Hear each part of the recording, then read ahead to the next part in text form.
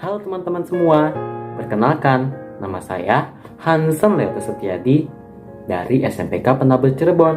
Teman-teman, ada satu teman kita nih, namanya Leota. Dia lagi iri sama satu temannya. Jadi temennya ini itu punya prestasi yang banyak banget. Menang lomba bahasa Inggris, lomba matematika, cermat Alkitab. Banyak banget yang menang. Jadi si Leota ini iri teman-teman. Jadi rencananya itu aku pengen ceritain cerita Daniel ke dia supaya dia bisa nggak iri lagi sama temennya dan dia bisa belajar bareng sama temennya itu. Jadi daripada iri-iri, mending belajar bareng ya teman-teman supaya kita bisa mengukir banyak prestasi juga kayak dia. Tapi dia lagi sibuk ya. Coba dia aku chat dulu ya.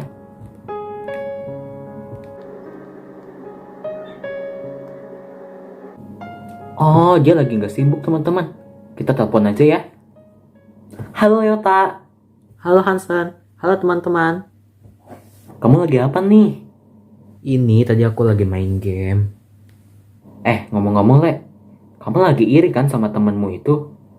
Iya kan kamu udah tahu, ngapain ditanya lagi sih? Ini aku lagi mau ceritain satu kisah Alkitab ke kamu dan ke teman-teman yang ada di rumah. Waduh. Kisah Alkitab yang mana tuh? Kisah Daniel di kandang singa. Kamu belum pernah dengar kan? Kisah Daniel? Belum? Nah, yuk kita dengar sama-sama. Nah teman-teman, jadi pada suatu hari hiduplah seorang raja yang bernama Darius. Darius ini mengangkat 120 wakil-wakil raja dan juga 3 pejabat tinggi di kerajaannya. Nah, seperti yang kita lihat tadi, kita akan membahas seorang tokoh yang bernama Daniel. Daniel ini adalah salah satu dari ketiga pejabat tinggi yang diangkat oleh Darius. Nah, Daniel ini bisa dibilang spesial teman-teman. Sama seperti temanmu itu Leota. Dia kan punya banyak prestasi. Nah, Daniel juga sama. Cuma Daniel bukan spesial karena dia punya banyak prestasi, tapi karena dia punya roh yang luar biasa. Bukan roh jahat, bukan roh setan, tapi roh kudus. Nah, jadi Daniel itu bisa dianggap spesial orang raja dari seluruh pejabat tinggi, bahkan seluruh wakil-wakil raja yang lain. Nah, melihat hal itu, Raja Darius jadi kepikiran untuk mengangkat Daniel untuk menempatkannya di seluruh kerajaannya.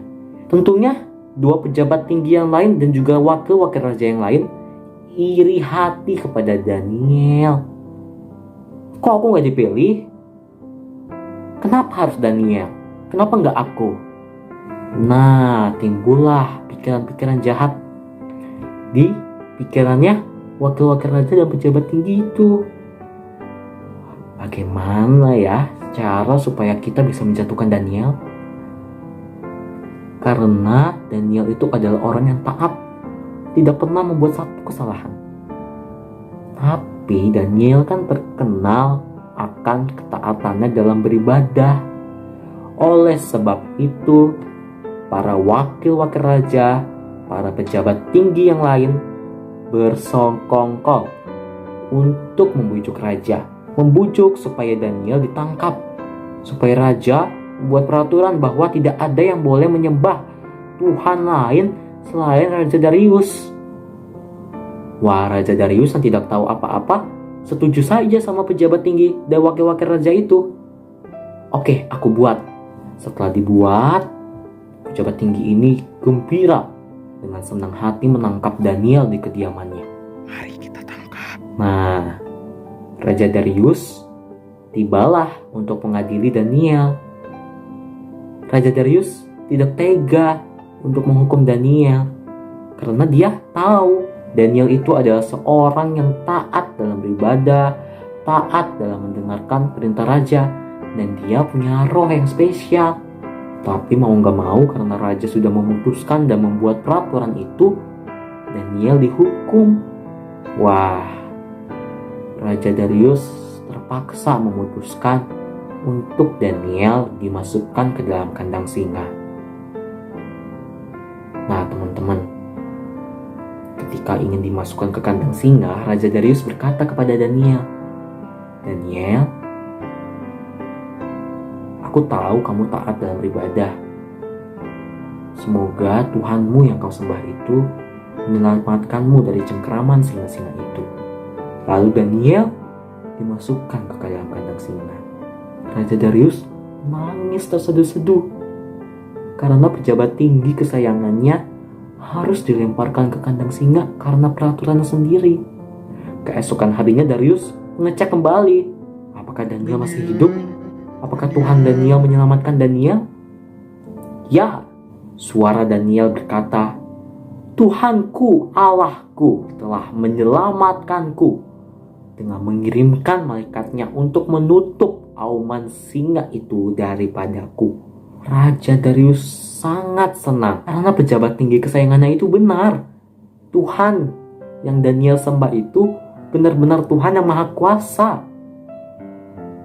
Oleh sebab itu Daniel diangkat kembali dari gua itu, dan pejabat-pejabat tinggi yang iri hati itu dilemparkan oleh Raja Darius ke kandang singa dan mereka terbabat habis oleh cengkeraman-cengkeraman singa itu. Nah teman-teman, Raja Darius berkata kepada warga kerajaannya, "Kalian semua sembahlah Tuhan Allah Daniel, karena Tuhan Allah Daniel adalah Allah yang Maha Kuasa. Sembahlah Dia, pujilah namanya." Daniel tidak melarikan diri dari Tuhan karena dia taat. Seluruh warga kerajaan Darius menyembah Allah kita yang Maha Esa. Coba aja Daniel kabur, pasti warga Darius tidak percaya kepada Tuhan Allah kita. Oleh sebab itu mari kita taat kepadanya. Meskipun dia punya banyak prestasi, meskipun dia hidupnya lebih enak dari kita, jangan dulu iri hati. Tuhan tidak menginginkan itu. Yuk, kita menjadi kasih untuk orang-orang di sekitar kita. Gitu ya teman-teman, gitu ya Leota. Nah teman-teman, sekian dulu ya perjumpaan kita hari ini. Tuhan Yesus memberkati. Dadah.